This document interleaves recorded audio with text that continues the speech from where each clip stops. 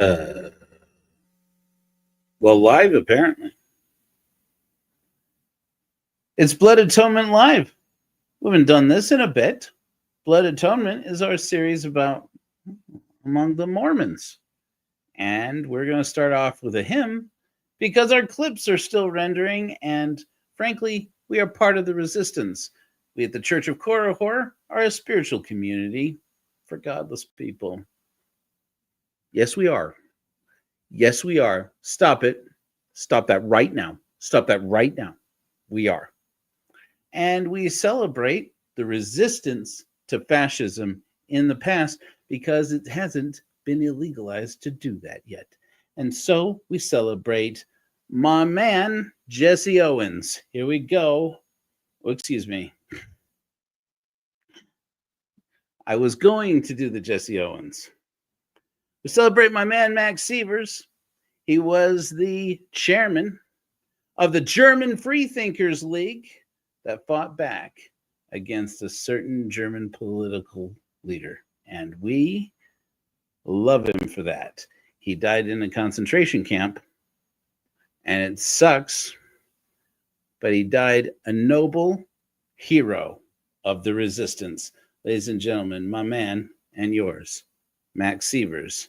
And so we celebrate with Freidenke. As Berlin burned, they came to raid our hall. Our godless rolls were empty. Max Sievers saved us all. 500,000 godless Germans we. First they came for us, but we were already free. Freidenke, stand against the Reich. Max Sievers, crusader for our rights. Freidenke, resistor from the start. We will carry Max within our hearts. In Belgium, he hid away, truth's banner to raise, fighting Hitler with his pen.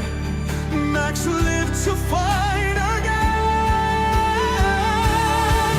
Freidenke, stand against the Reich.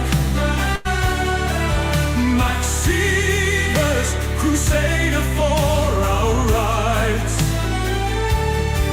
Freidenke, resistor from the start.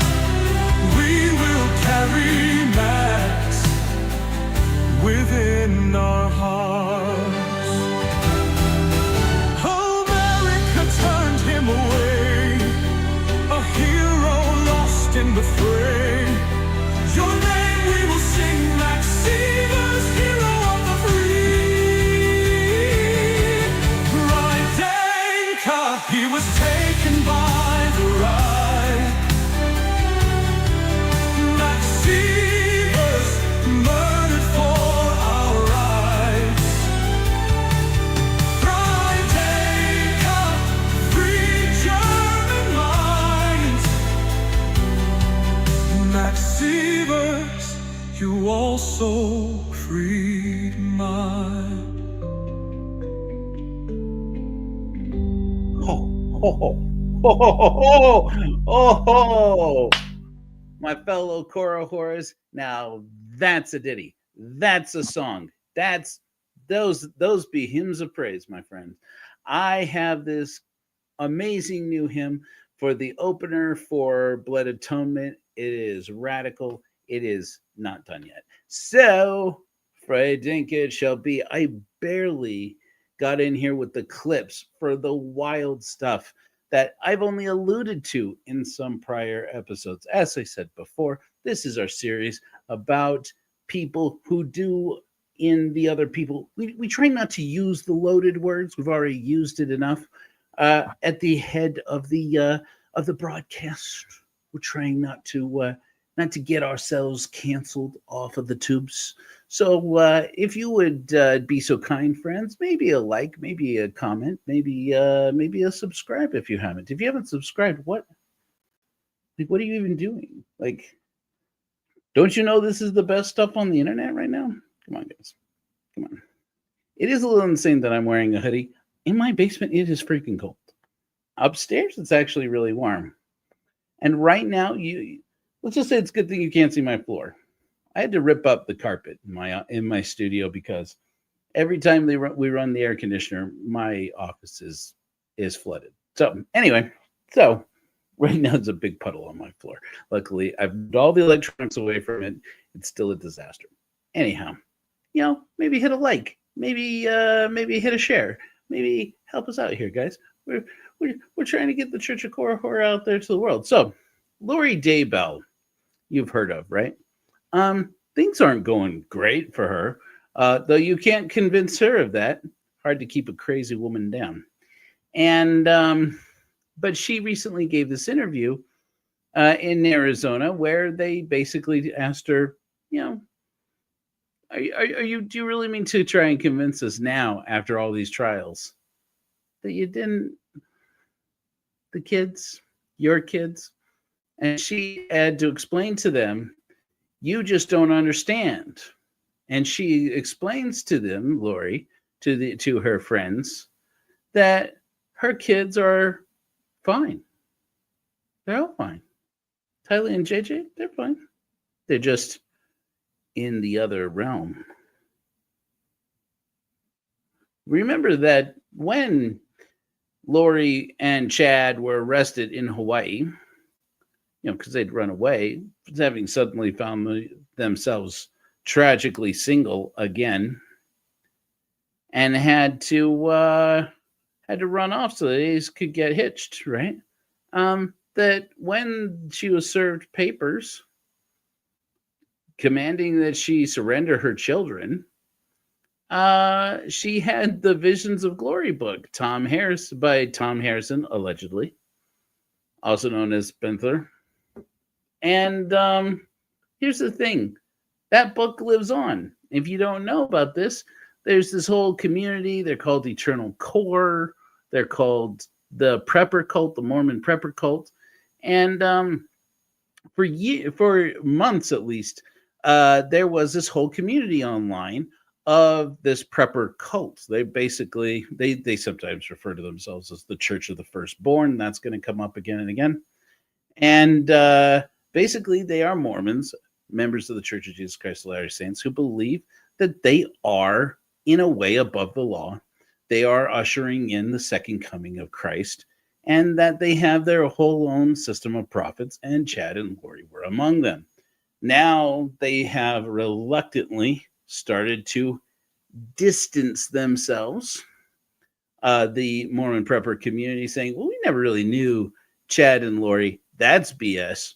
And on some other occasion, I'll go through some of the things I collected while snooping through the Avow website. Avow, if you don't know, is the forum where Chad and Lor8i would get their disciples. It's called Avow, which stands for A Voice of Warning. And those people are nuts. And it was while I was snooping around through there that I discovered a YouTube channel of a group who meet here in Utah County. They are called Latter-day Media, very different from our friend Gene and crew at Latter Daily Digest. Very different group, okay? Very different than even the preppers at Zion Media, who are mostly a hoot. Those guys are just mostly funny. They can get a little bit weird, but they're mostly funny, and I actually think some of the people in their community are cool. I'm not a big fan of Chief Mitiga, but and the Latter-day Chad, that boy's gonna have a hard time in life. You're gonna have a bad time, Chad. I don't know who you really are. You're gonna have a bad time.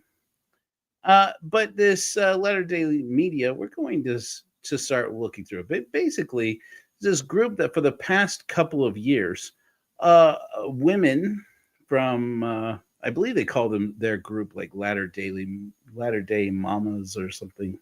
Anyways, they've been meeting together to prepare each other, Mormon women, for the end of the world.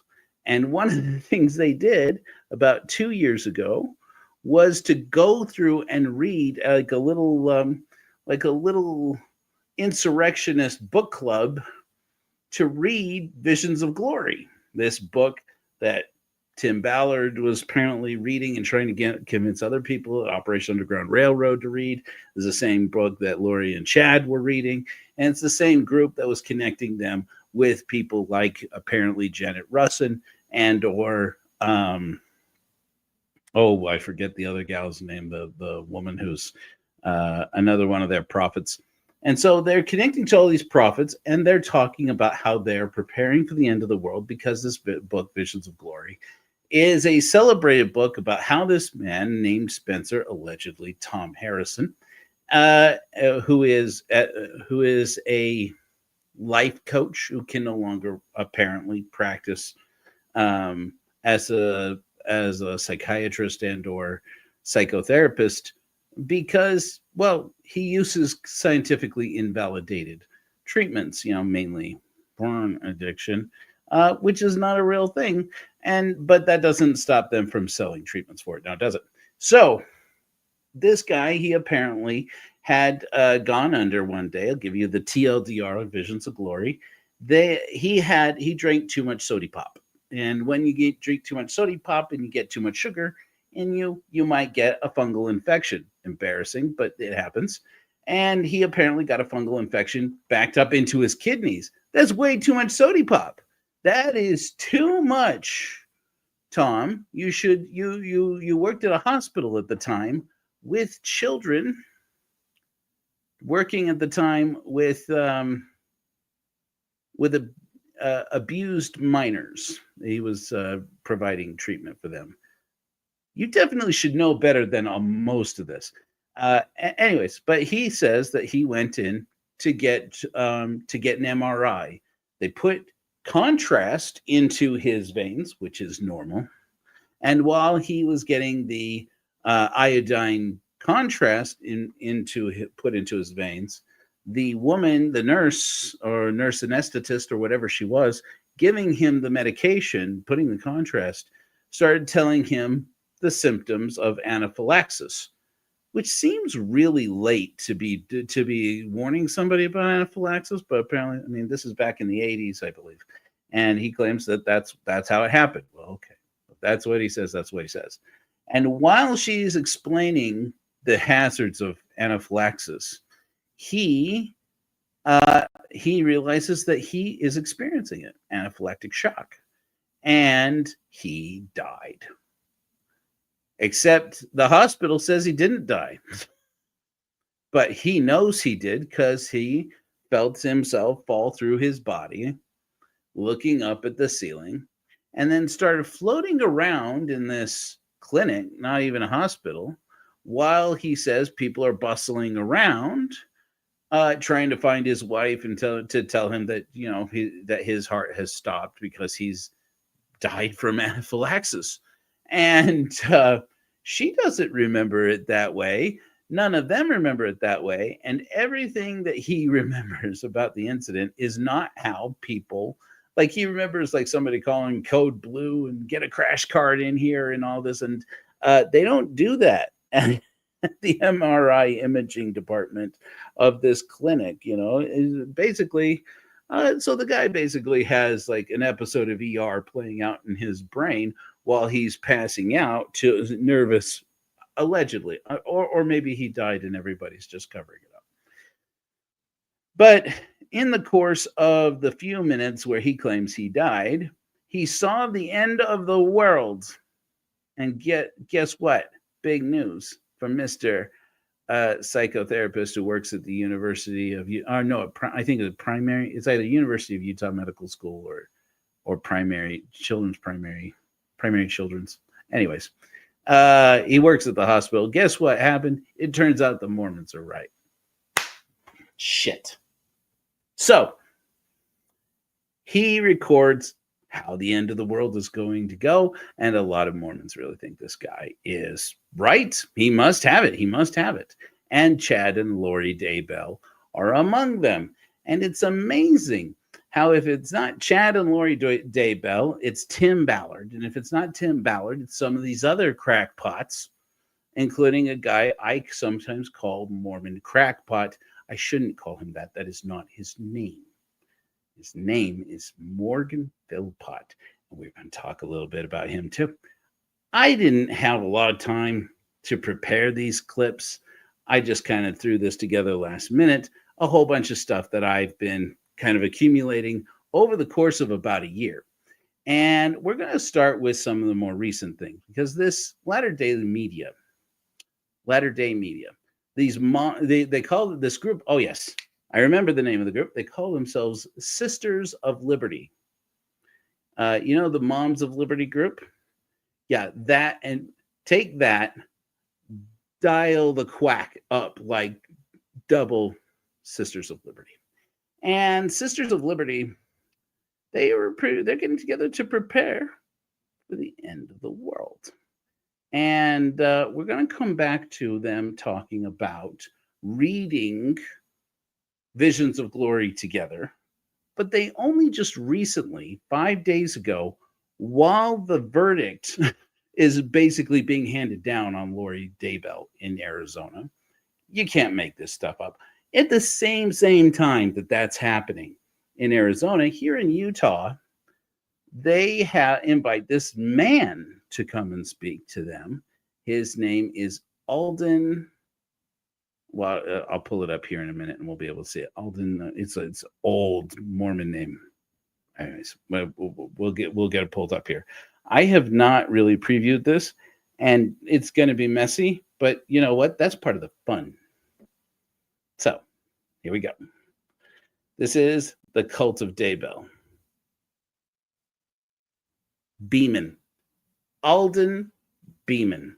Very interesting character. I will say this: of all the far extreme crackpots I've tracked so far in this Daybell Visions of Glory camp, this guy seems to be about the sweetest, most neutral. But it's very curious how many things we see resurrected from the Lor8i and Chad Daybell explanation of what happened to Lor8i's children, who again are sleeping in the Lord. Let's listen to Mr. Sent Alden. his cards out and said, on Nephi and his brothers, because he said, aren't you a thief? Aren't you trying to take my stuff? And now it's curious how this keeps coming back up and again and again. So those of you who don't remember, there were text messages involved in the unaliving of the family extended Vallow/Daybell that involved the term Laban, the name Laban, a Laban situation. We got this Laban thing. And that's in reference to this story from the Book of Mormon, those of you who have never been Mormon, about how a prophet named Nephi had to kill a dude named Laban. And this keeps coming up again and again in all of the rhetoric about we might have to start bringing down the hammer on all of our neighbors because America, it needs a cleansing. So just know that's who we're talking about. You talk about Nephi, Laban, the brass plates. You're talking about this scripture that's in the Book of Mormon that reads that it is better that one man should perish than that a nation should dwindle and perish in unbelief. And a lot of the logic about how these Visions of Glory people are seeing the end of the world comes down to, you know what? We're going to have to be ready to do some murders. We're going to have to do the murders. right to slay you. So that was Jewish. After a candle is lit, you can see right in front of you. You can tell. This is me rewinding back so you can see other the examples. Okay. Nephi knew that Laban had the plates of brass. he headed off in that direction. 1 Nephi 4, verse 6, and I was led by the Spirit, not knowing beforehand the things which I should do. He then sees Laban on the ground asleep. He pulls out Laban's sword, and then he's told to kill Laban. Well, he doesn't want to do that. I wouldn't either. The Holy Ghost tells him the Lord has delivered him into his hands. He starts to use his logic. He says he knew Laban tried to kill him and his brothers. That Laban had stolen their property and by Jewish law was worthy of death. That's why Laban wanted to send his guards out and said, on Nephi and his brothers, because he said, aren't you a thief? Aren't you trying to take my stuff? And I have the right to slay you. So that was Jewish law back then. So now Laban basically. Now, I just want to point out, because this is like all kinds of, there'll be all kinds of wild conjecture when it comes to this kind of stuff. In a moment, so this guy Mormons have constantly tried to justify why Nephi takes out Laban's sword and cuts the guy's head off, then takes his armor off, much easier once you don't have a head in the way, and then puts his armor on. Nobody notices whether or not it has a whole bunch of blood on it. After all, he did just cut the guy's head off. And there's always been this kind of justification for these attempts to justify why it is that God would tell a man to do a murder. And so this is from the standpoint that this was actually in conformity with Jewish law. At the end, we're going to listen to Mormon crackpot Morgan Philpott explain that's actually not true. So two different perspectives, but same. Condemn his own self. So verse 12 repeats that instruction. Verse 13 says, behold, the Lord slayeth the wicked to bring forth his righteous purposes. It is better that one man should perish than that a nation should dwindle and perish in unbelief. He remembers other revelations he received in the past. Insomuch as thy seed shall keep my commandments, they shall prosper in the land of promise. He knew they couldn't keep the law unless they had the law of Moses. He knew the law of Moses was on the plates of brass, and that his father was instructed to send him and his brothers to get the plates of brass. He had seen an angel, and the angel told him he would soon get the plates. After all this thinking, he kills Laban. So for us, it won't be that dramatic. Hopefully not. Killing is a big decision. Okay, so now we're gonna follow a little bit along with this gentleman and his this brother and his brotherly wisdom here. But I just want to point out here. Okay, so the logic. This is basically the logic under which Tylee and JJ had to die. And this is also same thing that happened with Lori's first husband, same thing, Charles, right? And then Chad's wife, and then and then Lori's brother Alex. And so you have all these people, they're in the way. There's zombies, they've been taken over by evil spirits, they are no longer alive in the Lord, and so they have to be executed according to this logic. So this whole thing it's very familiar. So basically, now so far we're just dealing in Mormon theology. We're not yet getting down to visions of glory. That's coming up, but it's going to turn very interesting in a hurry. But here we're likening the scriptures unto ourselves, and Brother Alden here, he's going to enlighten us on how we can apply into this day and age that, we might have to do some of those in. If most of us receive such a revelation, it's probably from the devil. I know what most people are thinking. They don't want to become Chad Daybells and follow the wrong revelation. He killed his wife and married another woman. This fear of making the wrong decision keeps us from doing anything. In the fear of getting revelation from the devil, we think it's safer to just follow the prophet and leave the personal revelation up to them. However, we have to remember that the word from our prophet is to hear him, meaning the Godhead and even Jesus Christ himself, if necessary.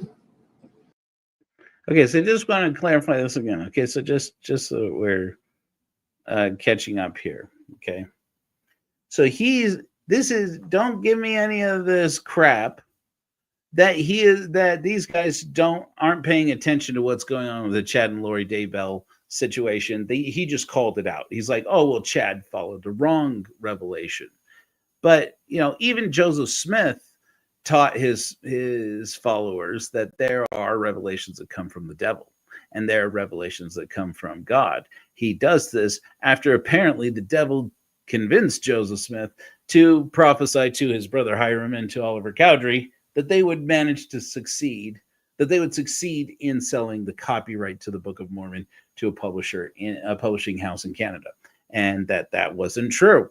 So even Joseph Smith acknowledges that he sometimes gets inspiration, he sometimes gets revelation that are from men or that are from his own mind that he's just making up, or that he is actually being led astray by the devil.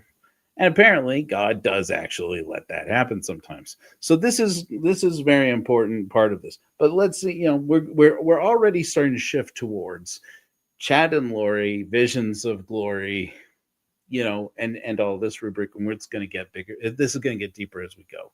So go ahead and wrap us up here, Alden. President Nelson, Russell M. Nelson, has emphasized that priesthood holders who diligently seek to be taught by the Lord will be able to protect their families and bless and guide and strengthen others. In coming days, it will not be possible to survive spiritually without the guiding, directing, comforting, and constant influence of the Holy Ghost. Guiding, directing is direction, or light of Christ. Okay, so I'm going to skip ahead here. So basically, the whole concept and idea here is that there are going to be, in these last days, there's going to be a need for righteous people, especially righteous men, obviously, priesthood holders, to be prepared to protect your family, and that may come down to the doing of the crimes. And so, but he says, you're going to have to know. You can't, but he actually says, you may worry whether you are going to follow the wrong revelation like Chad Daybell. And that may scare you from doing what you have to do, which probably won't involve giving somebody the old Laban whack-a-mole. But that just means that you're not going to be spiritually prepared to do what has to be done. You lack conviction.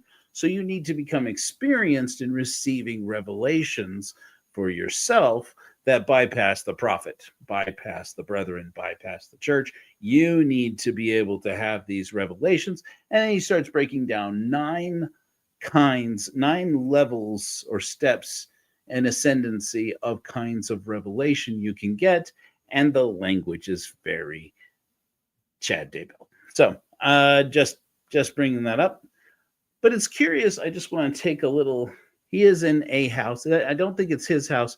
It is the house of a woman in Orem, I believe, who is, she's an interesting character. I'll say that much. And I won't call her out by name, but, the Sisters of Liberty, they meet, in my experience, mainly in somebody's home, and or I've seen a couple of meetings that they'll hold in like either a library or hotel conference room or something like that. But yes, they are in a person's home, and these are all women that he is talking to, as far as I can tell.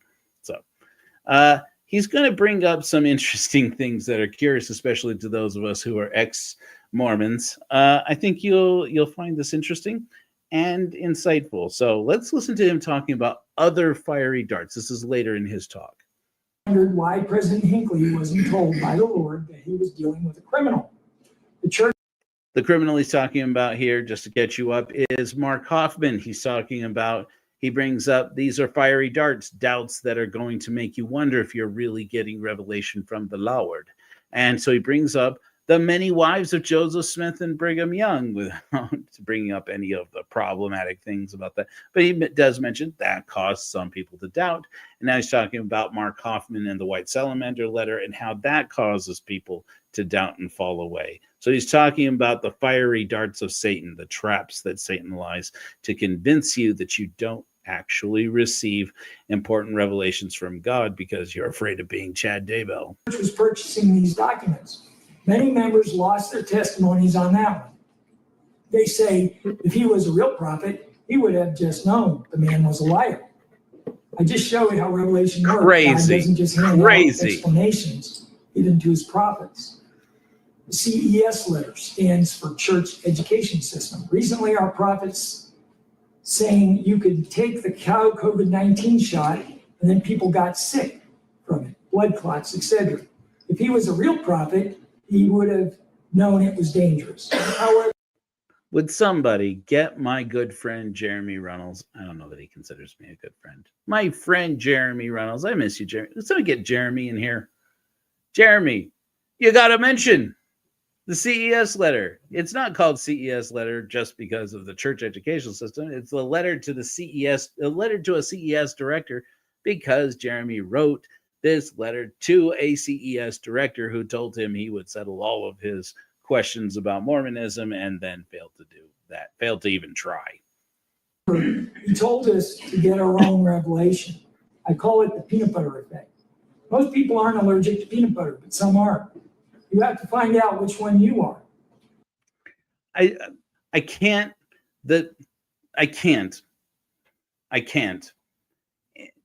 In the name of scientific curiosity and intellectual honesty, I am not going to have this man come out and malign the mRNA vaccines and sundry inoculative measures to protect people from illness by saying, oh, it's like peanut butter.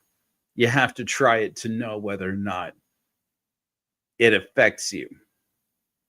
The way to prevent peanut allergies, as far as anyone knows, the best possible way is to inoculate yourself against peanuts by eating peanuts as early in life as possible. But at least that's what I understand. And I am not a scientist. I'm just a person who can read. All right. Here we go. God is making it more and more important and necessary to receive our own personal revelation. We can't just rely on the revelation of the general authorities or even state or ward leaders. We have to receive our own. We have to build our own testimony walls to fight the lies of the adversary and the wicked people of this world. So another podcast that I'm thinking of doing, but I'd like to teach about there's 9 or. So I'm just going to go ahead and skip ahead to here, but basically this is what you're going to see here is a brief encapsulation of his 9 levels of revelation. Basically, at level 1, you have the light of Christ, or basically common sense. At level 9, you will have already seen God, seen Jesus Christ in the flesh, or seen God the Father in the flesh. And now you will, ascending into the 9th level of revelation, be fully translated like Enoch and ascended into heaven. Very important, this part, because basically in Visions of Glory, Spencer, who may or may not be Tom Harrison, basically suggests that he is in the process of being translated. And or that's how I read it. That's how I understand it. And yes, I have the book, Tom. You're welcome to come on the show, Tom Harrison, Spencer, whatever you want to call yourself. We can't get John Pontius. Your revelations didn't stop him from, yeah. Anyways, sorry. That was rude. I admit it. Hi, Tom. Tommy boy. Get your buddy Tim Ballard and come on the show. Come on, Hellfire Agency. We'd love to talk to you. But basically, this gentleman, Alden, Brother Alden, is explaining how you're all in the process of being taken up like the city of Enoch into the bosom of God. And if you're going to keep doing it, you got to learn how to transcend these levels of revelation. And he goes on to say, basically, the whole of the Mormon church is at level 3. And the church and the benevolent and loving and wise, except for when it comes to vaccines, Prophet Russell M. Nelson, he is trying to get the Mormons to get from level 3 to level 4 boy, do you have a lot of ways to go before you get to that level 9 and everybody gets beamed up to the Starship Enterprise, Nikes and all. So let's skip ahead here. Let's talk about Sisters of Liberty, because Sisters of Liberty, they've invited this man while Lor8i Daybell is being sentenced in Arizona again on different charges. It is still America, they tell me. And the justice system still somewhat works, they tell me. And but these ladies, just a couple of years ago, they went through all of Visions of Glory, and boy, was it intriguing. So let's skip 11, ahead. I haven't quite figured it out. Okay, so this is one of the episodes where the ladies of Sisters of Liberty are going to sorry, I'm reading comments. Don't stop with the comments. They're going to talk now about Atonement, or in other words, God's true gathering place here in the Americas, which is in Missouri. Why Missouri? It's lately all the more, I know Mormons. Well, I'll say this. There's this group, there's this YouTube channel I started following while I was hate watching Chief Mitiga's stuff. And it's called Zion Media. And there are people in this group who have kind of reverse Mormon pioneered. They have abandoned everything they have here in the Rockies or in California, etc. And they have, without a hope or a prayer, without any kind of plan, without purse or script, uprooted their lives and gone out back to Missouri to try and restart Mormonism out there, in spite of the fact that Mormonism never left there, because there's that's where the Community of Christ is run out of, and other sundry groups, including the people who claim to be the original Church of Jesus Christ. Joseph Smith's original crew, they claim. And hey, who's to say, right? So they're talking about Atonement here, and it gets to be heretical, and it's all got to do with this man, who may or may not be Tom Harrison, talking about the end of the world. I found that there is a way to link them. And There that's is a grace way for to grace, make it, yes. yeah. So let me show you the slides, and then once we're through the slides, then let's have a discussion about it. Can I just add one more thing? Yes. Okay, so from the Egyptian, if we go way back, the name of the God, the unseen God, the God that's in the heavens that we don't get to see. Joseph Smith sees them both, but most people never. We really think of Christ, right? Of this world, but his name was Amun-Ra. Oh. Amun-Ra. So Atonement is Adam face to face with God. Yes. Yes. But that That's what it means. face-to-face experience happened. Can I just say this? Most exciting and most boring at the same time book club ever. Like, I thought Sunday school was boring. As you're traveling up and you have an ascension vision, so like Abraham and Jacob and Moses and Joseph Smith, that they come face to face with God. So this also. Did you note that? Level 8. They're talking about it still. They don't say Visions of Glory anymore because it's associated with Chad and Lor8i Daybell. But even the guy who's teaching them about get to level 8, get to level 9, mentions Chad Daybell because he knows they're worried about becoming Chad Daybell. Can be talking about those that will have a face-to-face experience with God. At least with Christ. Yeah, absolutely. So as Colette already said, Atonement is the place or land of God where Adam dwelt. Joseph Fielding Smith said about the current people who live near Spring Hill, the citizens here go about their daily tasks all unaware of the wondrous occurrences which have taken place in this beautiful valley and on this hill. They are equally oblivious to the momentous events soon to be staged there. One of the first important events at Atonement is the building of Zion. My bishop was just there last week. And who's been there? He said there is the same energy there that there is at the temple. Oh. It's a very, very, very sacred land. This is from Joseph. MB. You must listen with an attuned ear.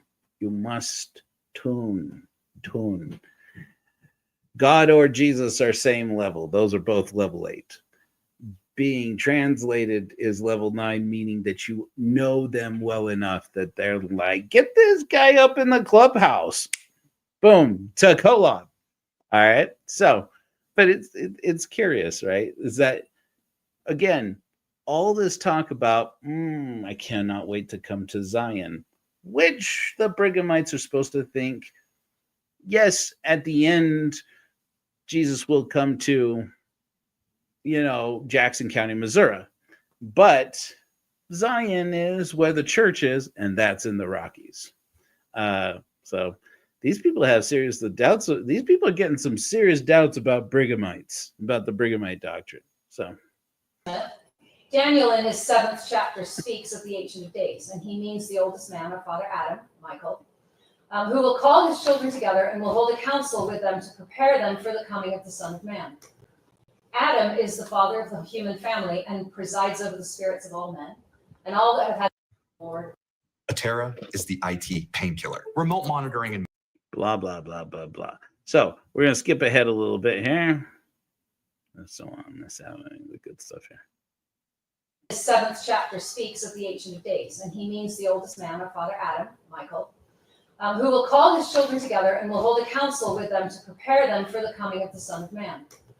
Adam is the father of the human family and presides over the spirits of all men, and all that have had the Lord. Atera is the IT painkiller. Remote monitoring. A lot more adversity than celestial level beings like we would like to be in that group. I'm feeling the spirit. We will have the highest level of protection. That doesn't mean we won't face fearful situations, but we'll be able to call forth the protection and miracles of God. We see that, don't we? so This I- chapter. I think that's the point of some of these trials, is to get us to the point where we Right. are nothing doubting. That Exactly. we have the power to believe we can call it forth and it will be. Yes. But I think we can assume that he qualified to be there because he didn't choose to tell us about that experience. Doesn't mean he didn't have it. But it does say, from what I've studied about what it takes to be qualified, he was qualified. Well, I mean, he says that he was translated in the conference center. That's when he was translated. Yeah, so early on. They're talking about Thomas. They're talking about, I believe, about Tom Harrison. They're talking about Spencer, and this translation, this portal business, this jumping through space and time, but they're talking also about this. She's talking about the importance of having spiritual protection and physical protection in the last days, and you'll hear this woman talking about qualifying. You'll see this get brought up again and again. There is a doctrine from the Book of Mormon that ends up being pretty central to Visions of Glory, which is that in Atonement, that is where a different organization than the Mormon Church will assemble to bring Jesus back in the second coming, and that this organization is the Church of the Firstborn. Those of you who have been following the Lor8i Daybell trials and fiasco, her whole thing, you'll notice that this is something that comes up again and again in her materials and her talks with people, where she talks about how she is one of these facilitators who's supposed to be assembling the Church of the Firstborn.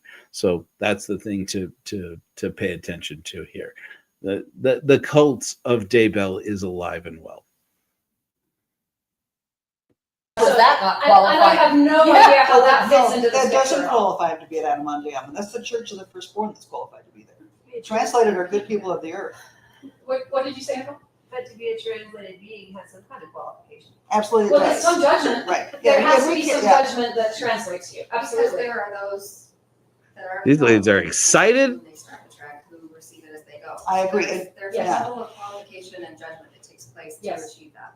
But if he was translated that early, by the time he got to New Jerusalem, he was probably a lot higher up the food chain. Right. Just because he doesn't tell us doesn't mean that he wasn't. Right.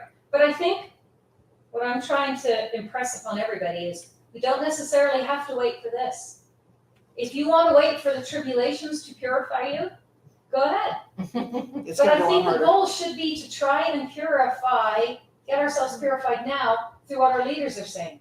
And our leaders are saying a heck of a lot, but it's still hard. Exactly. The grace to grace come. Now, just translate a few things here. This, you don't have to wait for this to happen, is a reference. I think they're talking about how translation in being translated is that's a wonky word in Mormon theology and Mormon doctrine. Usually translated means to be, converted from one language to another. That's translated. In Mormonism, it could be a revelation is translated to you from the gods, from the cosmos, and it could be that you are translated physically from a mortal being into a resurrected being without having to taste death. Traditionally, when this is talked about, it's being twinkled or being transformed in the twinkling of an eye, supposedly what happened to the city of Enoch. This doctrine appears to be that they're talking about how the twinkling doesn't have to happen overnight. In fact, basically, it's the ascendancy in these different layers of revelation that mean that you are being translated gradually over time. So that's what they're talking about here. Like McCall said, it's in our everyday. Can I quickly comment? I want to thank Robin for challenging me about Elder McConkey's quote, because she didn't believe it was faithful. It was the Church of the Firstborn. I went home and researched Church of the Firstborn, and in a half hour, I found out the resolution. That was this scripture.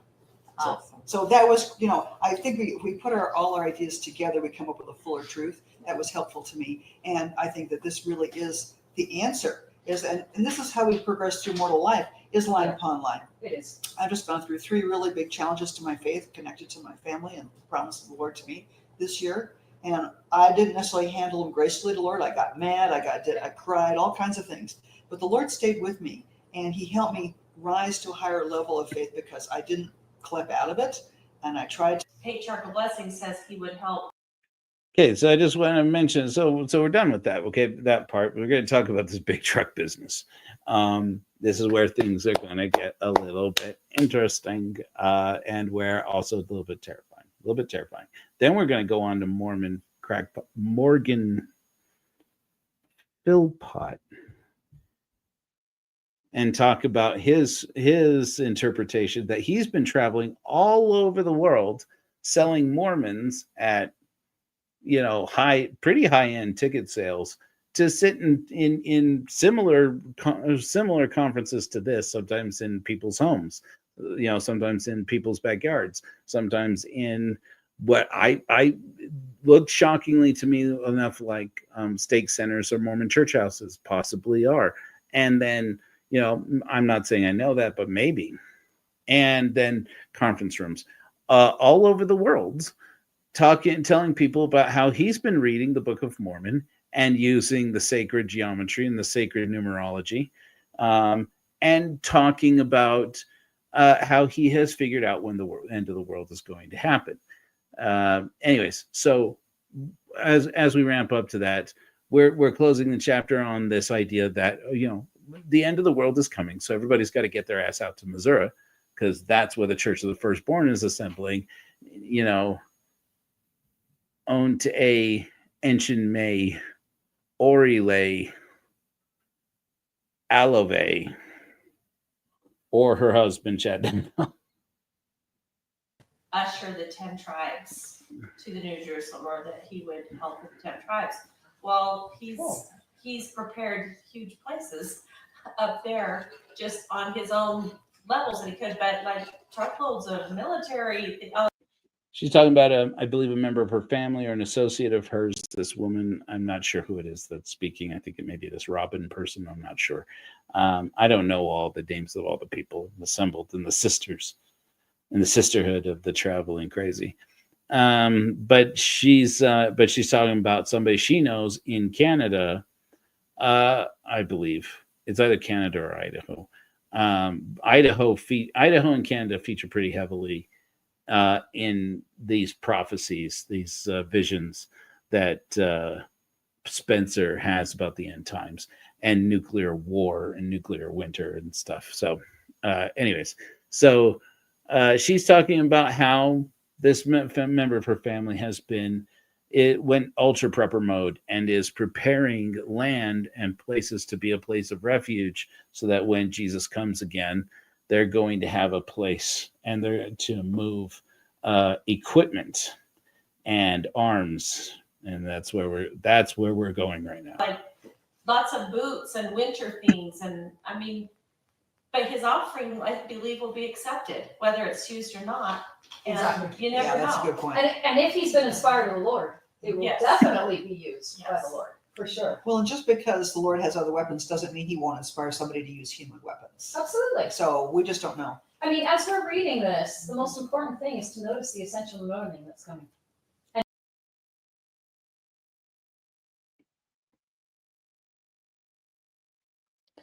Okay. Did you catch that? Did you hear that? Just because the Lord has other weapons doesn't mean that he doesn't want us to use human weapons too. Call me the conspiracy theorist. These people are publishing this on YouTube. This is on YouTube. So just preparing these. So we're gonna wrap this up in a moment. We got to get to Morgan Philpott, because boy, this is where it gets exciting. As much of it in now, so that we're in a better place at this time than we would be otherwise. So I love the big truck section, because two of them show up with this huge military vehicle with drums of fuel, and it's one of the larger vehicles that the foreign troops have brought with them.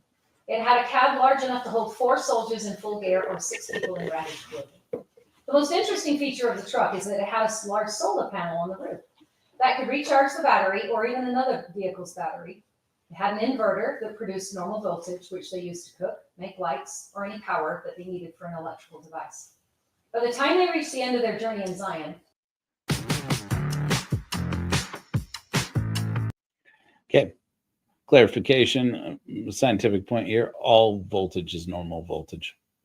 They're talking, of course, about normal amperage for using ordinary devices, for using ordinary household appliances. lives. It was truly a survival vehicle because it was built to handle anything. The leaders decided to take it largely because it came with its own fuel and it had the capacity to carry almost all of our supplies. We didn't even ask how they acquired this truck. We simply accepted it as a gift from God. There was also a water purification plant built into the truck. Now, that would be nice. They could pour dirty water from a puddle or even antifreeze from a car radiator into it, and it would make fresh water for us to drink.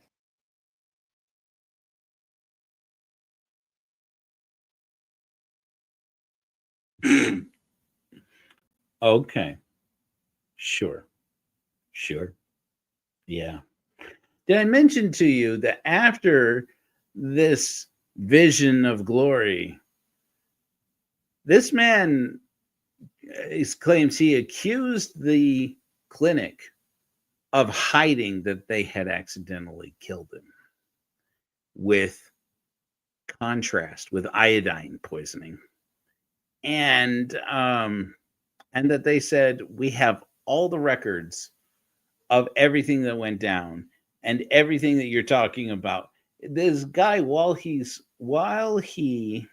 is under and moving between worlds, Patrick Swayze style, and he's floating through this clinic, he says one of the first things he mentions is that he knew immediately. That he knew immediately that the nurse who was tending to him in this imaging room and the doctor who was rushed in from wherever he was previously in the hospital, the attending physician, were having an affair. And he goes around the building interviewing the furniture or interfacing with the furniture where these two people have been fucking. So, and how the souls, this is what people are reading, and they're having these spiritual experiences, and how the soul of the desk where they were writing out love, loving lovey-dovey notes, cried out for the sake of the families that were being torn apart because of the wickedness of these people. And the couch, the leather sofa in the doctor's office, how its soul, tried to cry out into the cosmos about the fact that it had been abused, about how it had been used to commit acts of wickedness between this couple. So that's what's going on in this story, in this claims of this man who is, I don't want to say he's a liar, but he's definitely, there are inconsistencies with his story. Let's just say that much. And it was a great blessing to the journey. They also had a number of four-wheeled ATVs. There was something that he said in here that was interesting to me, where he said they put water into the area, and clean water would come out and dirty water would come out. Why was it dirty water? Why wasn't it just sludge? Wouldn't that be a waste of the water? Well, none of us have that knowledge. Yeah. That just seems strange to me. Yeah, it does They seem must be strange. putting a whole lot of water in there to be able Unless to there's dry enough it. water to be able to flush out the dirty. There's a dude. It would be sludge, and there's no way to flush it out. Oh, there is a dude. I was wrong. I get things wrong The sometimes. slide's not matching what you're reading.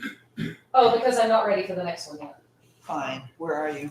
I'm just jumping around. I know. I'm picking, because We I'm still love assuming you. you've all read it, so I'm just picking out what stood out to me. Okay. So they also had a number of ATVs where either 2 or 4 people could ride them. They also had some 4-wheel pickups that pulled large horse trailers so they could move animals quickly if they needed them. At other times, these horse trailers served as shelter from the rain or the storm. All right, Colette, could you read this slide? We also were on a direct course to Canada. No, sorry, I don't know. I think it was the one you.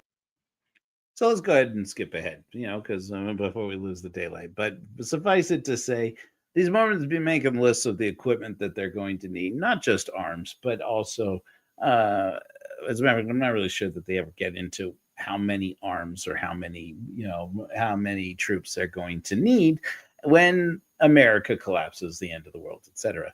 But we're going to get into more of that here in a moment when we skip ahead to Mormon Morgan Philpott and his predictions about the end of the world. Let's go ahead and do that, shall we? I'm going to skip ahead of all this. So this man you'll see here, these days you'll see him more often with a beard. His name is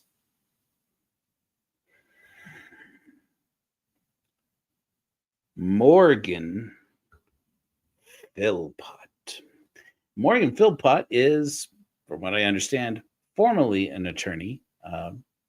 I have it understood, or had it understood, that his bar approval had lapsed, maybe.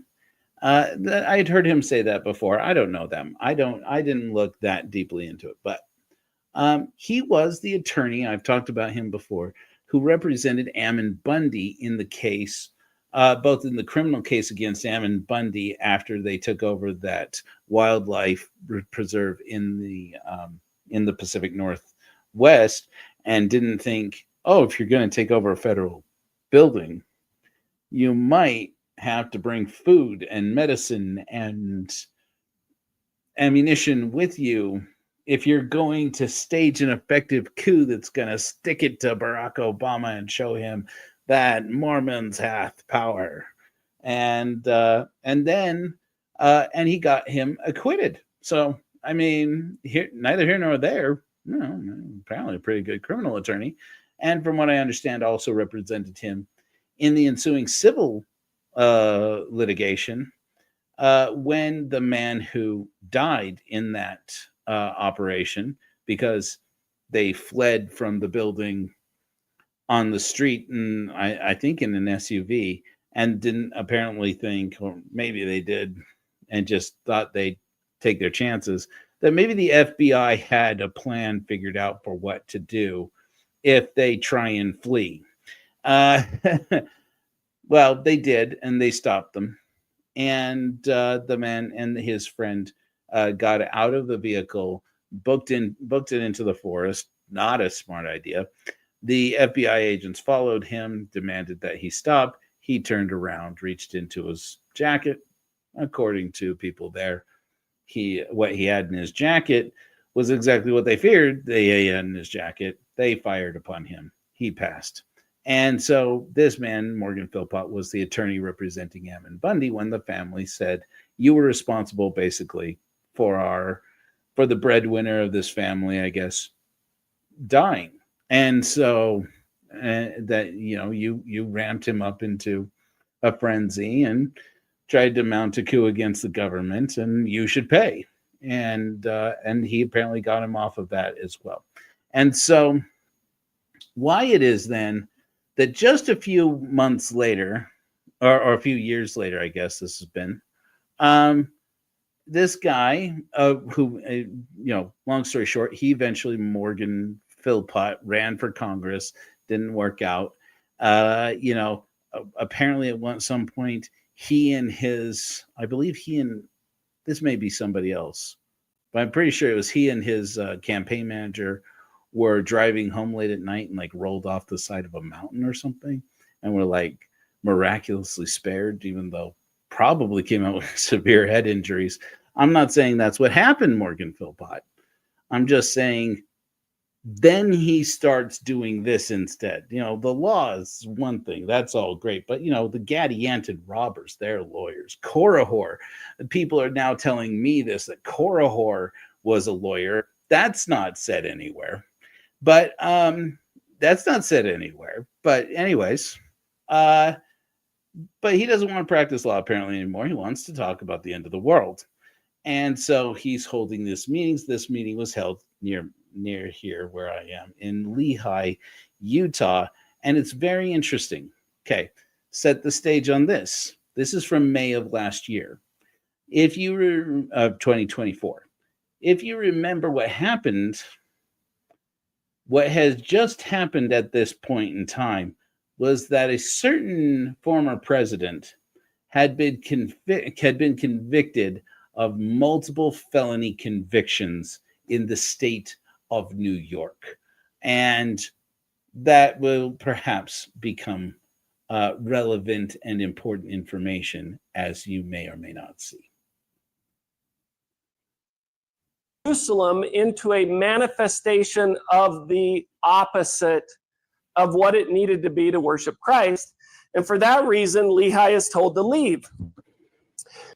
I may be remembering this incorrectly. My friend Heidi Love from the Unfiltered Rise podcast got on Eventbrite and discovered that tickets to this conference, I may be wrong, and I hope that somebody corrects me if I am wrong, were $175 a head to come and listen to what you're about to hear. So, and then they published it on YouTube.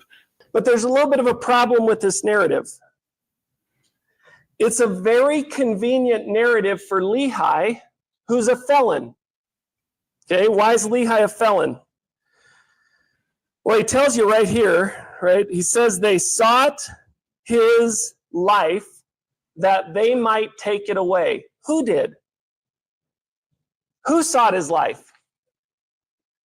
So if it's a priest, that's a big problem, right? Because now the priests represent what class of people in their society?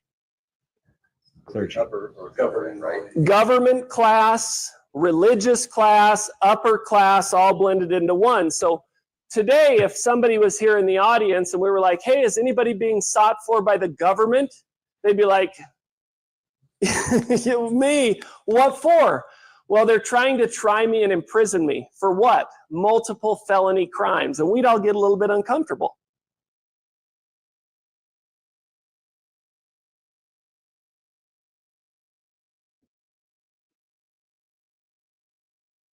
Morgan. Just say that Donald Trump is Lehigh. Don't beat around the bush.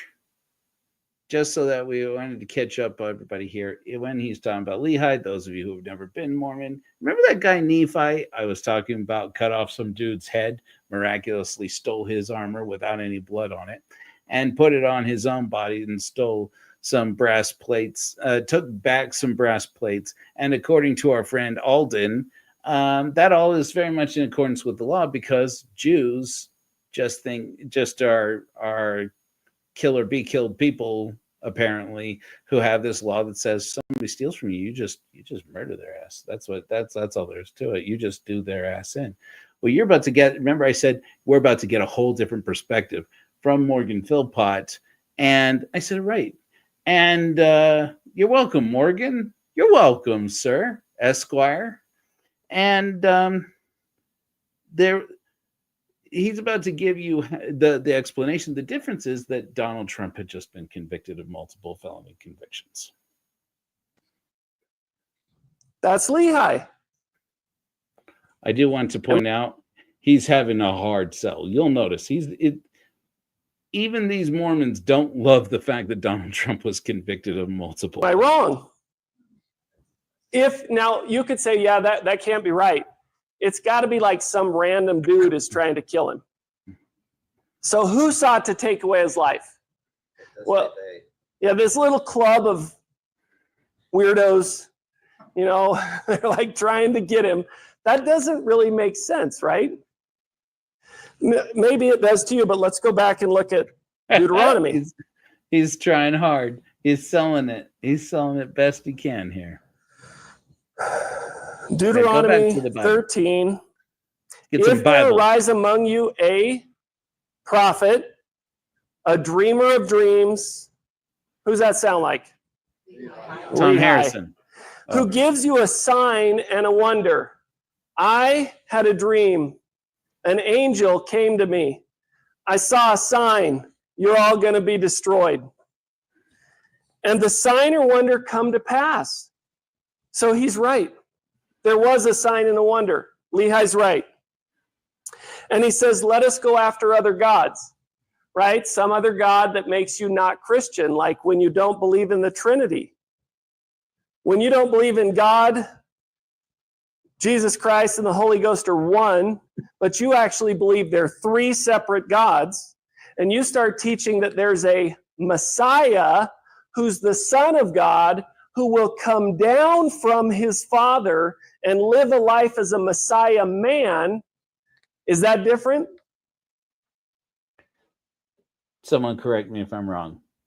No Jewish people during the reign of Hezekiah believed in the Trinity as a uniquely Christian doctrine. Nobody's punishing Lehi for not believing in the Trinity. Okay. Now, if he's talking about a coming Messiah, as far as I know, that's not, inconsistent with other prophets of his era. But then again, this is a fictional character from a fictional story, so it doesn't even really matter that much. But they're reading it like it's real. So just pointing that out. Morgan. Looks like in 1 Nephi chapter 1, that is different. He's teaching that a God will come down among men as a Messiah. And then he says, I dreamed, not only have I had dreams, I thought he mentioned the word vision in here too. I guess not. That happened a lot, Morgan. Yeah. Okay, what happens to somebody who says things like that under the Deuteronomical law? Yeah. Okay, so that's why they're seeking Lehi's life. Lehi is a blasphemer.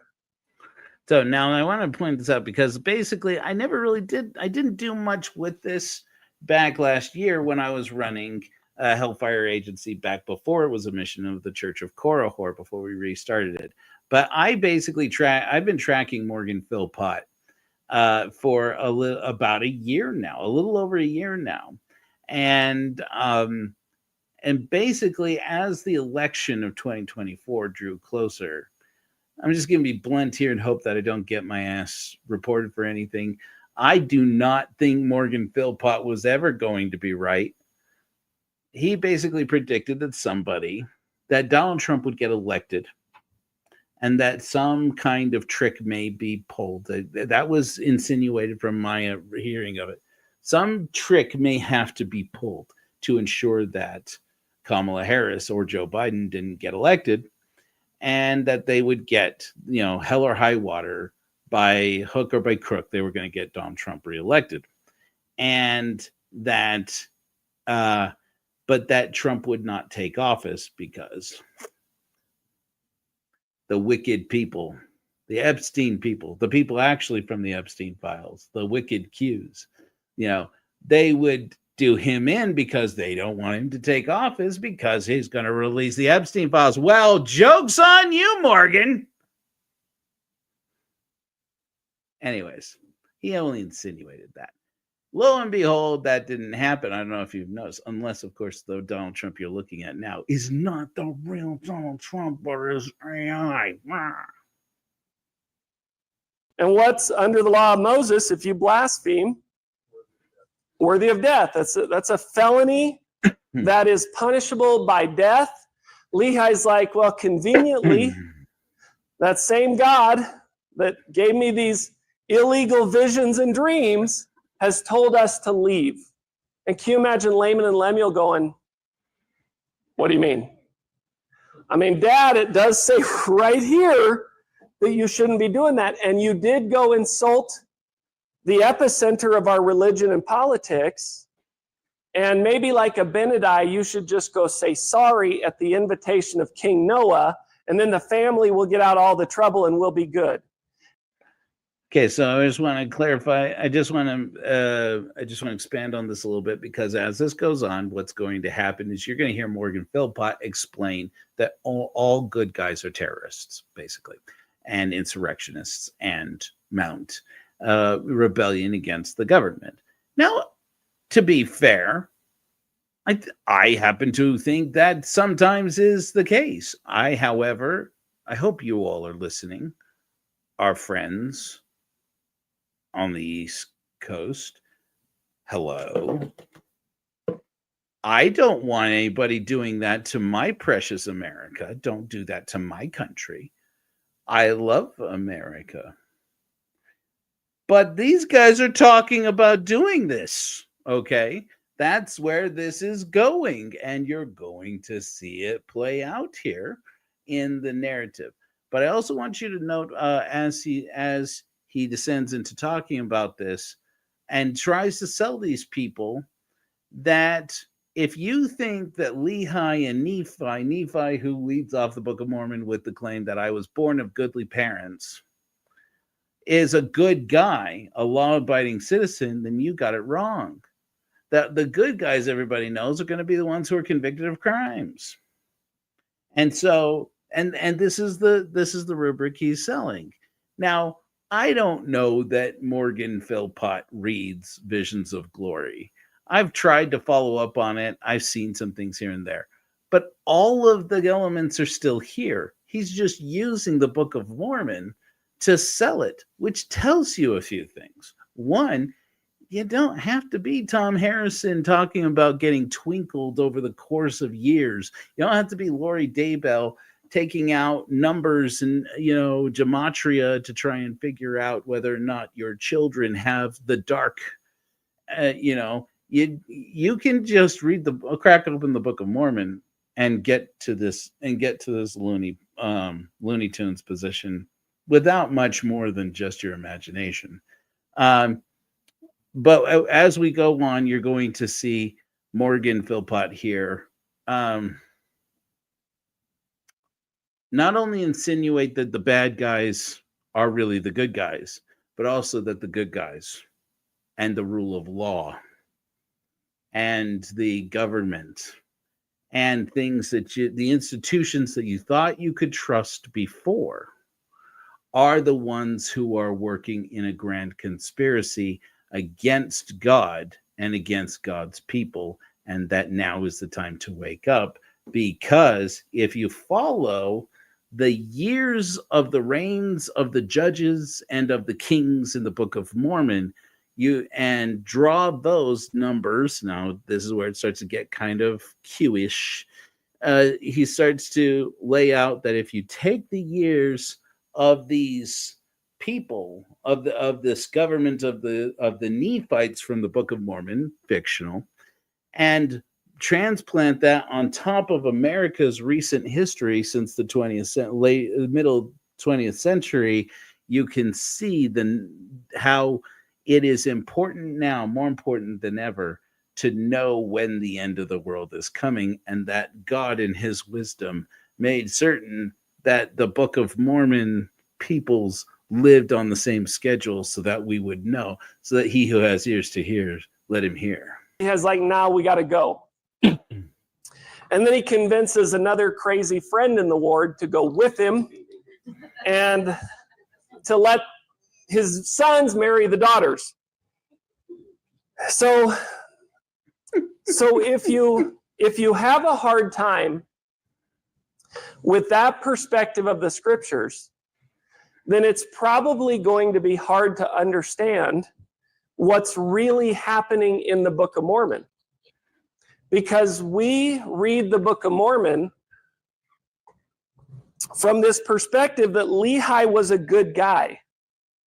And you think that why? Born goodly parents, Lehi says it. Yeah, he says that, but also most of you have been taught that from the time you were young. So you've taken all the attributes and stories in your life and you've rolled them into a good story, and these are good people. But if you take the same attributes of you dummies, you took the first line of the Book of Mormon that says I, Nephi, being born of goodly parents, to mean that Nephi's parents were good people. You dummies. What are you doing? people this guy cracks and project them onto a person today, you wouldn't think that person was good. Do you see what I mean? You need a paradigm shift in your head to begin to recognize the Lehis and the Nephis and the Ishmaels around you. And from what we can tell, let's go a little bit further into the Book of Mormon. Oh, God.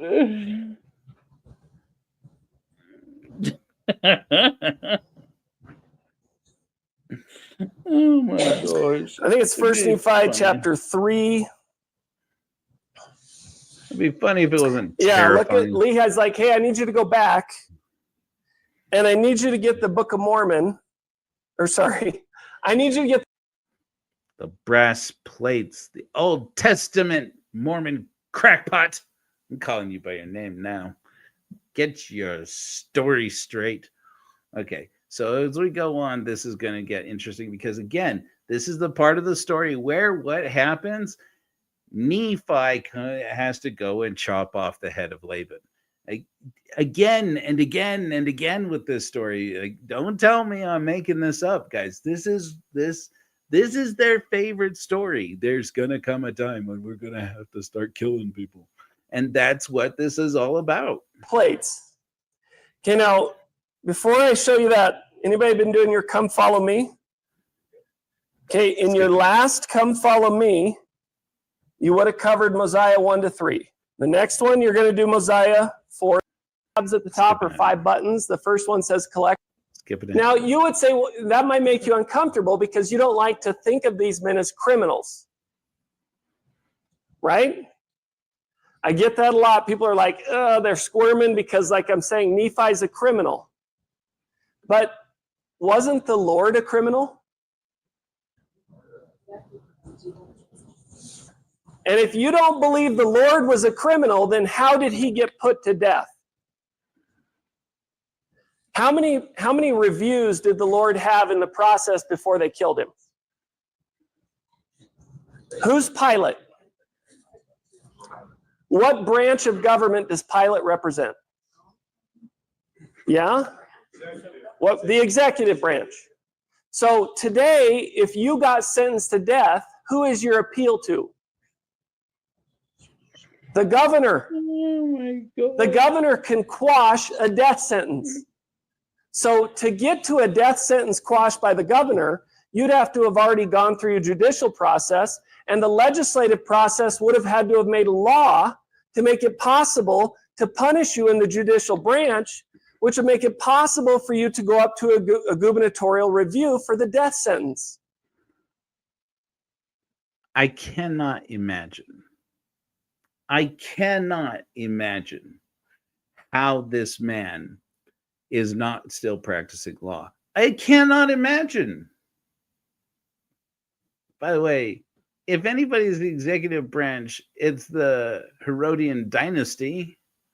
And Pilate, if anything, is maybe like the United Nations, is more like a viceroy, maybe. I mean, I'm just trying to make this work for people. I'm trying to help you, Mormon crackpot. See how that's happening with Christ's story? There's actually 3 branches of government present. Again, I just can't help but point out here. Call me out, Morgan Philpott. You're comparing Donald Trump to Jesus of Nazareth right now. That's what's happening here. Okay? He's pointing out that if you are being reviled as a felon and a criminal, it's because that's what they did to the prophets who came before you, including Jesus. In Christ's journey to his death. So when we look at what Nephi's doing, it appears that societies can become so corrupt that good is evil and evil is good. And once good is evil and evil is good people are criminals. And those good people will be the most persecuted people of your society. And if you're not one of them, you might be playing it a little too safe. What do you mean, Morgan? So what could you watch ever what mean? Nephi does. And I love this. Like he just does it again. He's like, Deuteronomy 13, who cares? I had another dream that you should go steal something. Can you imagine Nephi being like, Dad, but remember that whole thou shalt not steal thing? And he's like, yeah, just ignore that. He's like, well, why? Because God said so. If you knew somebody like that, you would call them a narcissistic gaslighter today. And if you tried to say that in court, I'm leaving my husband. Why? Because he has dreams that we should move out into the country and build a boat to cross the ocean to a promised land. And that judge would be like, yeah, kids with mom. So Custody even battle though the jokes are the sheriff best. chased us out of town, why? We're all Laban is the sheriff in this instance. Remember, it all comes back to we got to kill Laban. And in this case, he's saying Laban is law enforcement.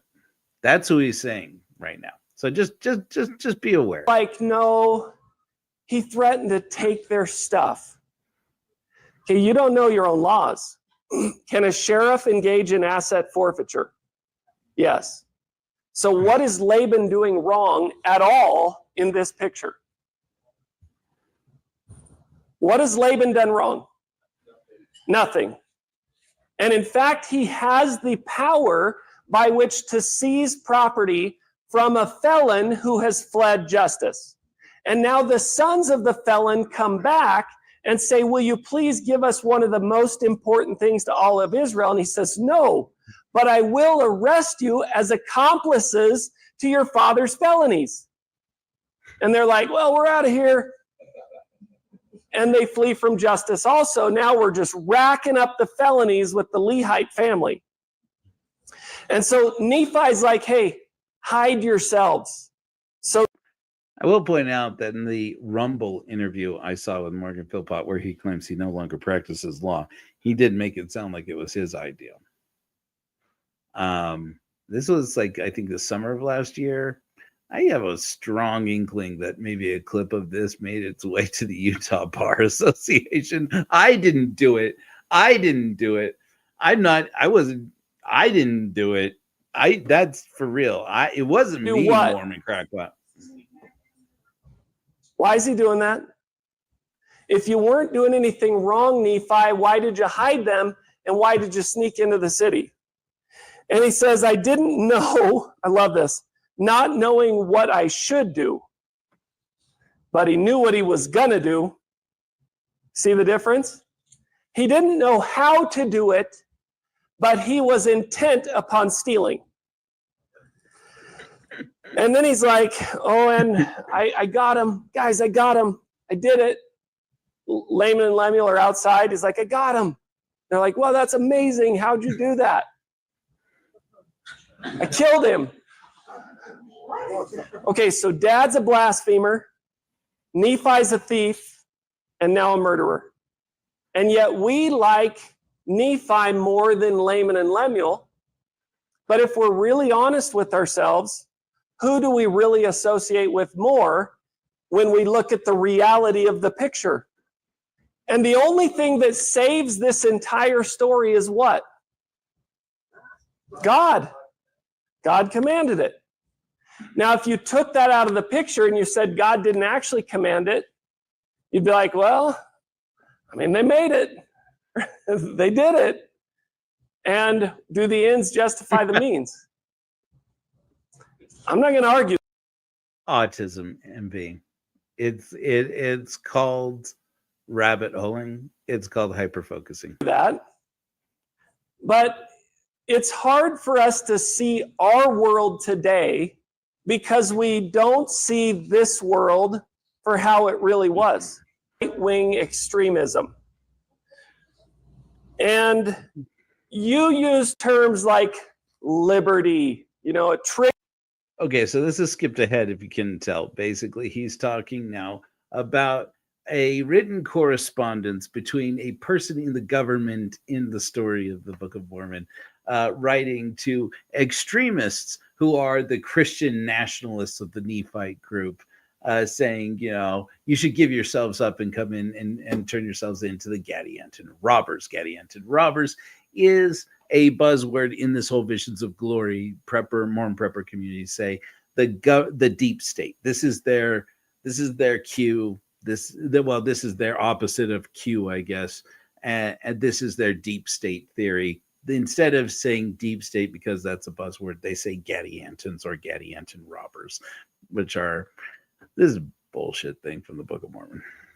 Term that's now the Gadianton robbers, I would say, have the right to go to battle against Laconius. Why? Let's go back. Even his projectors against him. Oh, shoot. Okay. All right. Okay, watch what Laconius says to him. He sends a letter. He's very politically correct. You can imagine most senators, congressmen, legislators, they all write like this, right? And he says, look, I praise you for your firmness. Look, I appreciate your zealotry in maintaining your right-wing extremism. And you use terms like liberty, a trigger term that's now on Homeland Security's list of things you shouldn't really say and stand for anymore. Because if you do, you're probably one of those Mormons. Our good friends of the Department of Homeland Security. I disagree. I don't like this man. Shame on him, because what heroes? I don't know it. I'm calling this guy out. You should look into him. I don't have anything to do with this. ExmoJoe. I like it. I like you all. I have no problems. And if you've been in my phone, there's some things that are just between you and me. Okay, it's just, whatever. Still hoards food and or a militia member in Montana or Idaho. And so you can't stand against us. If you don't stop, my people are ready to attack you, right? You're not wearing masks, and there are people online who are like, you should be killed or put in prison if you won't wear a mask. Oh, I remember it Or very you well. won't get the shot. How many of those videos did you see? Where people like on one side or the other were like, we hate you, we hate you, you should be imprisoned, you hate liberty. Right? Oh, yes. I remember it very well. I remember it well. It was 2020. Some people didn't want to wear masks, and the rest of us were all on top of them like, crucify him. Oh, I remember it very well. I remember it very well. It was 2000, and then we have like literally these riots in cities where people are trying to take over entire blocks of cities, and they're vandalizing. I guess that's happening right now too. He's talking about the George Floyd riots. Okay, so, and your Christian nationalism and your toxic masculinity and your general Judeo-Christianity from the founding fathers has executed many wrongs upon other peoples who now live in this country, like furries at Nebo School District. And, you know, I just had a friend call me because some idiot politicians here in Utah accused him of being responsible for the bomb threats that are now occurring at Nebo because he dared to call attention to the little violent furries at Nebo School District.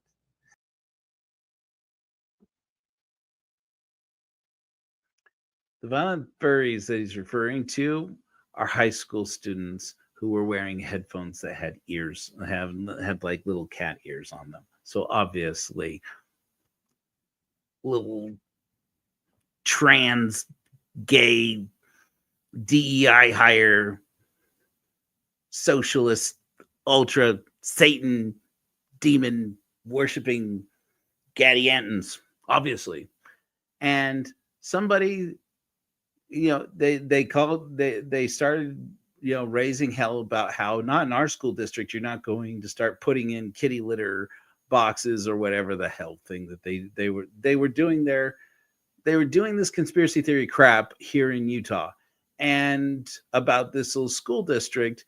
And no sooner had somebody started accusing these children of being violent extremists, furries, because they wore headphones with like little cat ears on them and shit. And the administrators had to call people out and say, and distribute an email saying, please don't say this about our students. These are your children. These are their friends at school. They're not hurting anyone.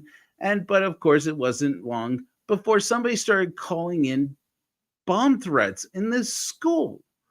And then these school administrators calling out these people who are spreading these rumors about dangerous furries taking over our school system, even here in God's holy desert, that they were responsible. You should consider yourselves responsible. We're having to close down the school and have somebody come and look for bombs. And that's Morgan's crew. That's his Lehigh Nephi's in this story. This is his crew he's so proud of. It's his fault for all the things that are being done to Nebo School District. And it's like a politician who's saying these kinds of things publicly. Like, that's how moronic we've become. Okay, so this what is happened to that guy? End.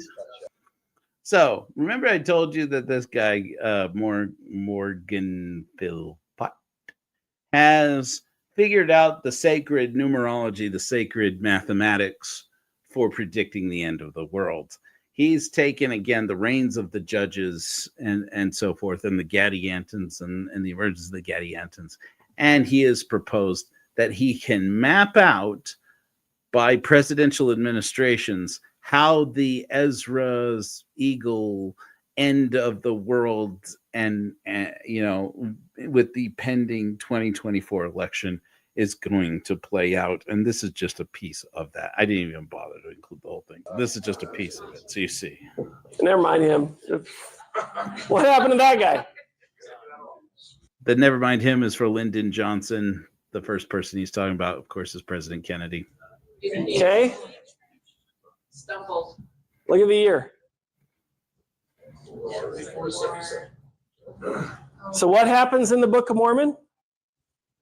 How do you obtain sole management of the government? Well, you have a secret combination that kills this guy. Okay. So if I'm not mistaken here, he's saying that basically he's making the argument that the U.S. government was overthrown when Richard Milhouse Nixon was forced to resign. And that from Gerald Ford onward, basically this country has been descended into a wicked conspiracy. It's a familiar trope. Takes that guy out to make sure everybody else, including the one possible good guy you could get, knows that Reagan. The secret combination is going to be his VP. And if you step out of line, we're going to shoot you and we're going to kill you. And we've done it before. And if we don't kill you, we might just politically assassinate you. So from this point on, sole management belongs in the hands of a secret combination of Gadiant and robbers until Ezra Ziegel happens. That's Donald Trump, if you didn't catch it. And what causes that to happen? Well, as the plan comes to fruition, welcome to my craziest presentation ever. Yeah. I can't imagine. Right. Either that or 3 Nephi chapter 4. Okay, now, how far back are we? We're in 1976. Okay, oh, good grief.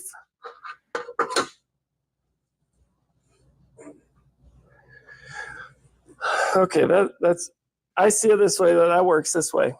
Okay, and we've got to add back how many years? How do we get here? 24. And then we got to go forward 21 years. 21st year, that'd actually be 2020. Now that makes sense because, oh, whoops. Okay, and that's the beginning of the year. You see how that's actually, 2021 is not the 21st year, it's the end of the 20th year. You see why? Okay, now what happens in 2020? Don't try to do the math too carefully, friends.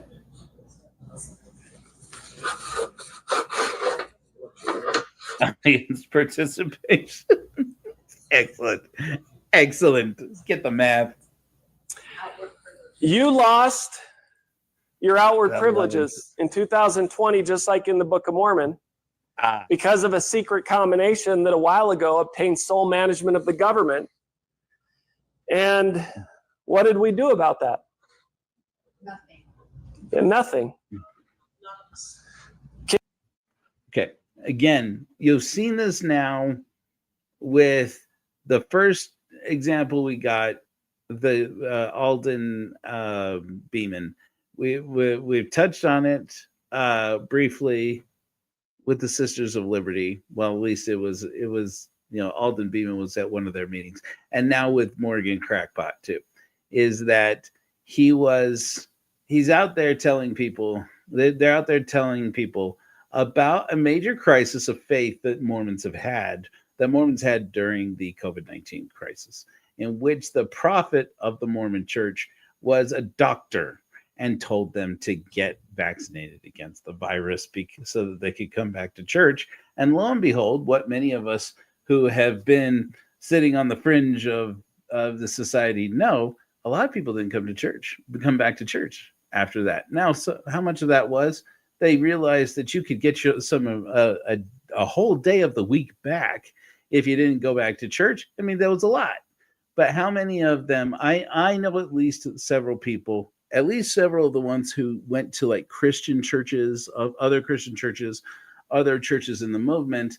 It was when Russell M. Nelson told them to go and get vaccinated against COVID-19 that they decided that people started to circulate that Mormonism had fallen under a fallen prophet over that.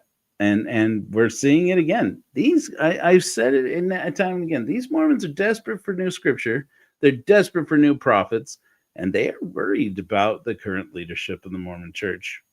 That they send out surveys to ask people, why do you hate us now? Why all of a sudden do you hate the church? Please come back. You see this? That Rebecca Biblioteca has been talking on Mormonish podcast, or the Mormonish podcast, or Mormon discussions, about how she's about how somebody apparently got a letter from a ward they don't even attend, that saying, please come back to the church. We miss you. Whatever we said to hurt your feelings, we're sorry. It was the vaccine. Watch how this works throughout the whole Book of Mormon. Vaccine. Okay. Anyway, yeah. So there you go. That is, friends, a trip down memory lane the past year in Lori and Chad Daybell Crazy Town.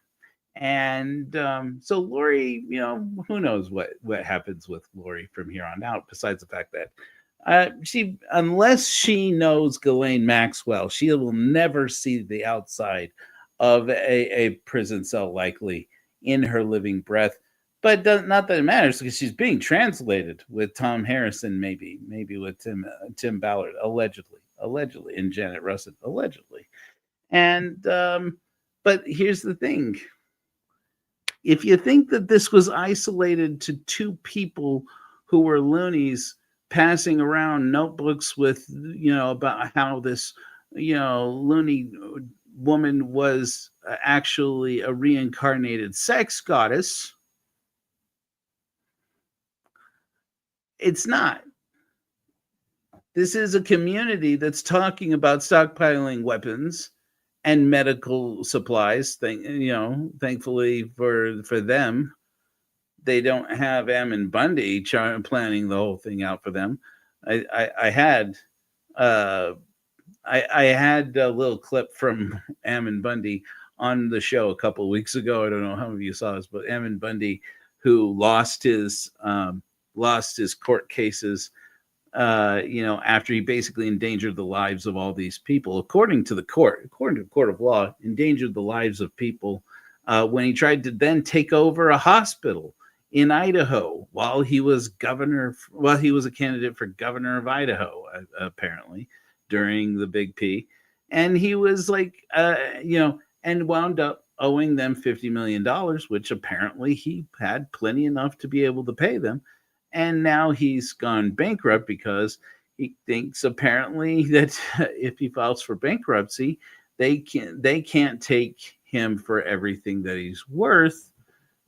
Because it reminds me very much of that episode of The Office where Michael gets a little overextended because he starts dating what's her bucket, and she's lost her job but has is like addicted to shopping, and then he can't stop her from overspending, so he goes into the accounting department and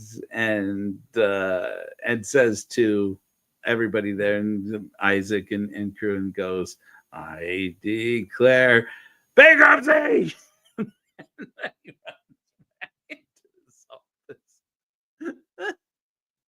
They have to come into his office and, hey guy, that's not how that works, right?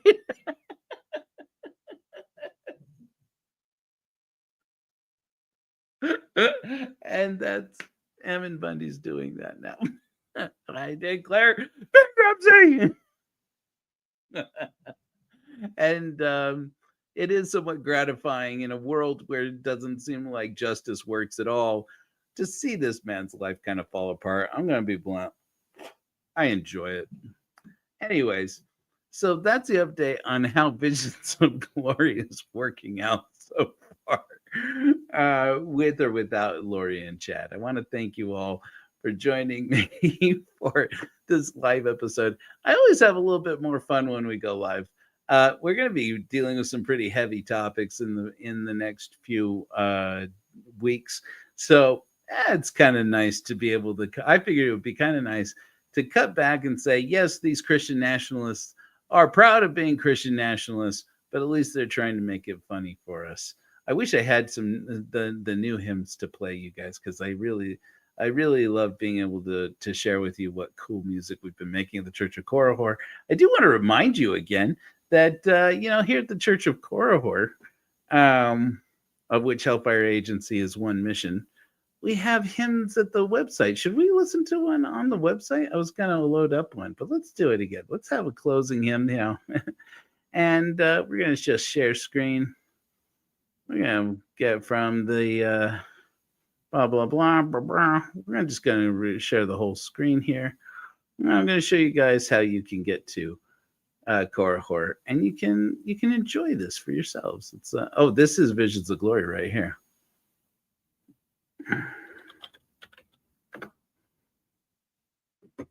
This is the Church of Korihor. You go and you click on the button that says hymns. It's still set to where you have to be logged in, but you don't have to become a contributor if you don't, for $2 a month if you don't want to. Please do it anyway. And you can just, but you know, if you're too cheap for $2 a month, you can just become a friend of Korihor. And then you got all these cool hymns here. Underneath there, we have the Heroes of the Resistance, the first of these songs. I am thinking to expand this, actually. I don't want to babble too long. But, you know, I've talked a little bit about how Friedenka, I've always wanted to, which we listened to at the beginning of the show, but I've always wanted to make Friedenka into an actual, like, musical about the life, about the atheists who resisted against the Third Reich. So I may be actually coming out with more of this stuff as time goes on, and maybe we'll just imagine what that could have looked like. Let's, we're having a good time, so let's go ahead and end up with Charlatans Never Change. Yeah, let's do it. Even though that's, you know, a completely different series. I wish that I had the new one, the new hymn. Should we listen to the new hymn? Well, anyways, this is how you do it. Okay, when you click on that, it pulls up the thing here, and then you can let's play a different. Let's play this one. Let's play the new hymn. Let's get the Mormon crackpot. All right, Korihor. Let's get the new hymn. This is, what do we call this? Blood Atonement.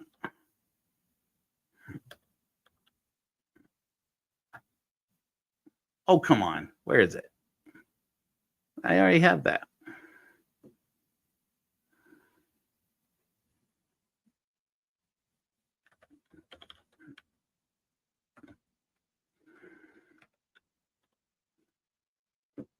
There we go. This is the new one.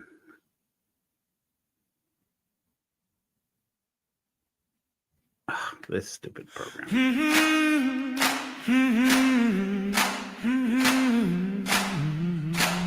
Oh, the choir sings hallelujah, but their eyes don't shine.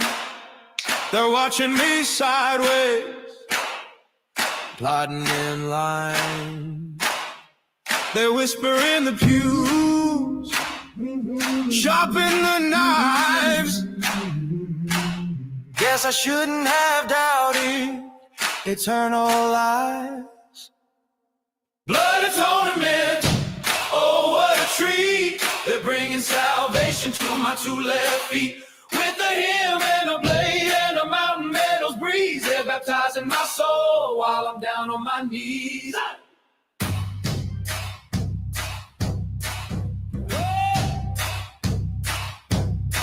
Destroying angels, got a list they keep. Names names in ink, promises they'll reap. They call it love, but it feels like war. Knocking at my door, brother, sin no more. I left the flock, now the flock hunts me. Holy vengeance in the first degree. Blood atonement, oh what a treat. They're bringing salvation to my two left feet. With a hymn and a blade and a mountain meadows breeze. They're baptizing my soul while I'm down on my knees. No celestial glory, no starry reward. Just a rendezvous with the sacred sword. I'll laugh through the hymns, I'll dance in the pews. If I'm going down, I'll rewrite their rules. Oh, yeah. Oh, yeah. Oh, yeah. Oh.